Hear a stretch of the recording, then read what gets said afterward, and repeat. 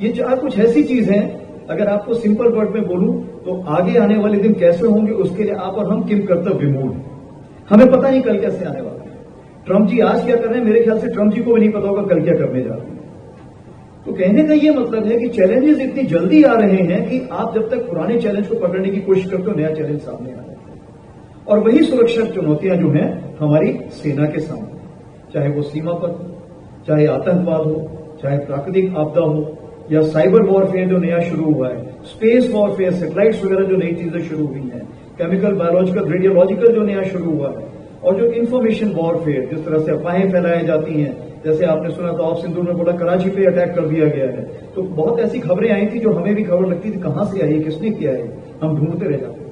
But कहने का यह मतलब है कि इन सब चैलेंजेस के दायरे में जब आपको थल, नभ, जल और तीनों में काम करना है तो बहुत सारी चुनौतियां होती हैं। तो मैं आपको ऑफ सिंदूर से हमें क्या सबक मिला इसके बारे में कुछ बताना चाहूंगा। मैं मिलिट्री सबक के बारे में नहीं बताना चाहूंगा, मैं बताना चाहूंगा हमें जीवन में क्या सबक मिला उसमें।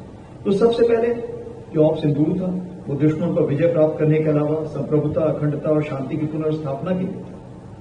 जब प्रधानमंत्री जी ने मुझे ऑपरेशन सिंदूर बताया कि इसका ये नाम होगा, जैसे आपको पता है कारगिल के दौरान आर्मी ऑफ विजय नाम रखती थी, एयरफोर्स ऑफ सफेद सागर नाम रखती थी, इस बार प्राइम मिनिस्टर जी ने खुद ही बोला कि ये नाम होगा। तो सबसे बड़ा फायदा क्या हो गया, पूरे देश में सिर्फ एक ही नाम था, ऑफ सिंदूर। और इसने कैसे पूरे देश को जोड़ा, सबसे बड़ी बात, जब कोई भी मां, कोई भी बहन, कोई भी बेटी अपने मांग पर सिंदूर लगाती है तो उसकी दुआएं उस सैनिक को जाती है जो कहीं भी देश में या विदेश में एक भारतवर्ष के लिए पूरी लगन से काम कर रहा है।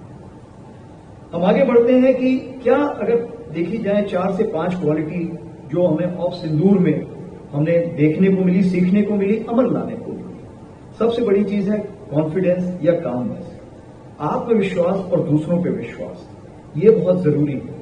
अगर आप शक के बिना पे अगर रिलेशनशिप बनाएंगे तो वो मुश्किल का काम होता है।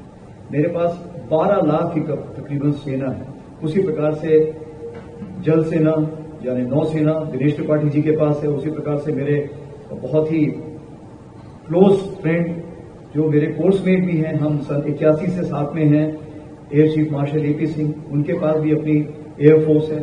तो हम तीनों को आपस में मिलकर काम करना था और हमारे एक दूसरे के सोच विचार पूरी तीनों सुनाव में जाना था। उसके लिए विश्वास बहुत जरूरी था। और इसमें सबसे बड़ी चीज यह है कि शांति प्रकट। आप लोगों ने जब भी टीवी में देखा होगा, आपने देखा होगा तीनों सेनाध्यक्ष जो थे उनके माथे पे कभी शिकन नहीं आई थी, हमेशा आपको मुस्कुराते मिले थे। क्यों? क्योंकि अगर हम मुस्कुरा रहे हैं तो देश की जनता को एक विश्वास है कि देश जो है वो सही हाथों पर है और जो होगा सही। तो मैंने 5 सी लिखे हुए हैं। तो पहला सी है कॉन्फिडेंस, काम। दूसरा हम आते हैं करेज पे, यानी साहस, दिलेरी और डर को काबू करना। जब हम भी ऐसी कोई लड़ाई लड़ते हैं तो उसमें रिस्क फैक्टर बहुत होता है। जब भी आप अटैक करते हैं या आपके ऊपर जब कोई किसी प्रकार की गोलाबारी आती है, आपको पता नहीं कि क्या होने वाला है, तो एक रिस्क होती है, पता नहीं आप कितने जवान खोएंगे, क्या कार्रवाई करेंगे, कितने सिविलियंस आपके। लेकिन ये रिस्क के बावजूद भी जो इस बार हमने कार्रवाई की उसमें हमने ये यकीन किया कि जो भी उसका ऐसा आला था जो हमारे ऊपर अटैक कर सकता था, उसके ऊपर हमने जाके अटैक किया। और उसके लिए चाहे हमें घर में घुस के मारने की जरूरत पड़ी, 100 किलोमीटर तक हम गए।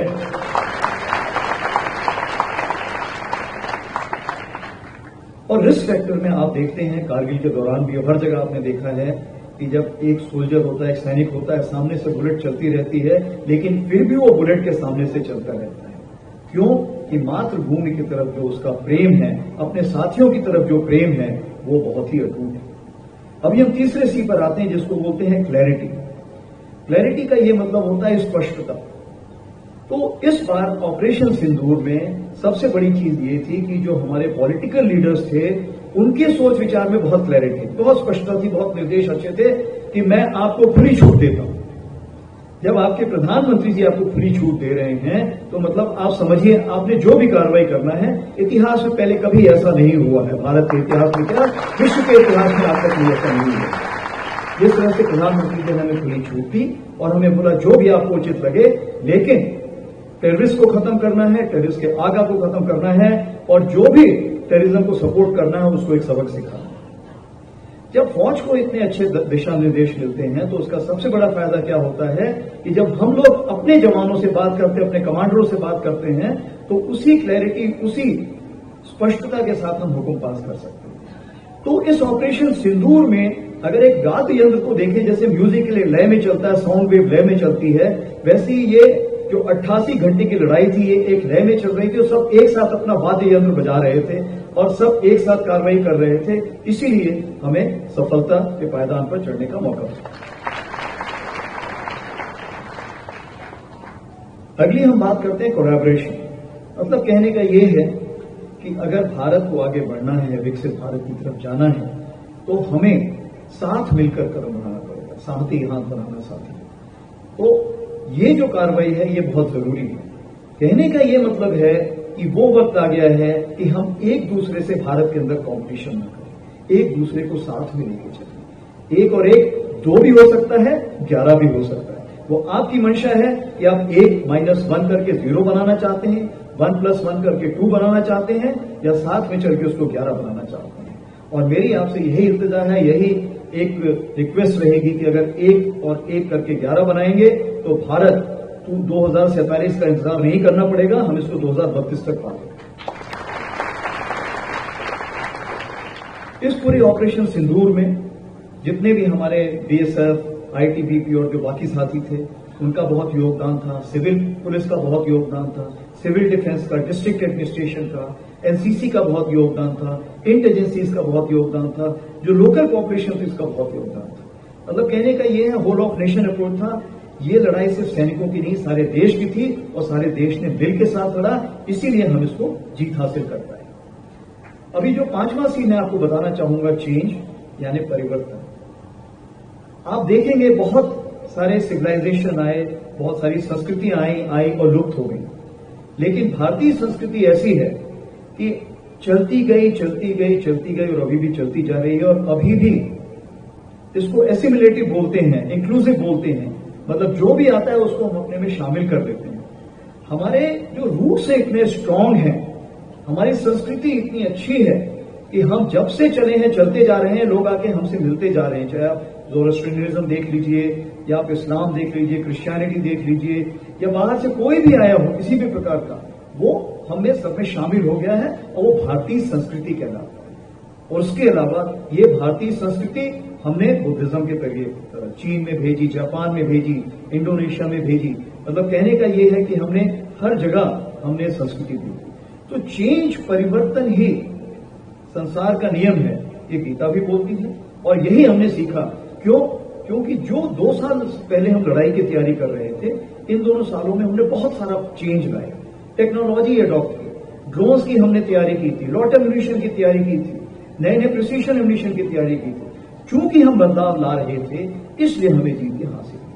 और आज भी जब भी आप अखबार उठा के देखते होंगे कि फौज अभी भी बदलाव की जो उसका एक सफर है उसमें काफी तेजी ला चुकी है। तो मैं ये कहना चाहूंगा कि अगर आपके पास पैशन विद पर्पस है, यानी जुनून और लक्ष्य का मिश्रण है, तो आपको कोई भी नहीं रोक सकता सफलता की सीढ़ी पर चढ़ने के लिए। अब बात करते हैं देश निर्माण की। मेरी तरफ से आप सब देश के सिपाही हैं, चाहे वर्दी पर भी हो या बिना वर्दी के हो, कोई भी प्रोफेशन में, कोई भी पेशे में। क्योंकि विकसित भारत के जो 4 स्तंभ हैं वो युवा, महिला, किसान और गरीब, चारों यहां पर बैठे हुए हैं। अब आप पूछेंगे कि गरीब यहां पर कैसे बैठे हैं? तो गरीब का ये मतलब है कि गरीब रोटी कपड़ा मकान से नहीं, वो लोग हैं जो दूसरे को देख के अपने को कम समझते हैं। अगर आप मिनिमलिस्ट हैं और समझते हैं इससे मुझे इतना ही चाहिए है, बाकी आप दूसरों को मिलकर खाना चाहते हैं, अगर एक रोटी और आप उसको आधा बांट के दूसरे के साथ खाना चाहेंगे तो गरीब नहीं आप भाई। तो मैं सिर्फ यही कहना चाहूंगा कि रीवा में तो मैंने किसी गरीब को नहीं देखा है, क्योंकि यहां सब मिल बांट के रहते हैं, मिल बांट के।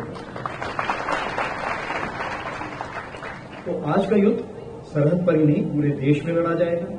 चाहे आप डॉक्टर हैं, इंजीनियर हैं, साइंटिस्ट हैं, आपके पास स्टार्टअप है या एमएसएमई है या वकील हैं, गवर्नमेंट प्राइवेट जॉब है या यूनिफॉर्म है, हम सब इस अगले युद्ध में, जिसको हम एक छोटा सा नाम दे रखा है, जिसको सिंदूर 2.0, उसमें कुछ ना कुछ भूमिका जरूर निभाएं।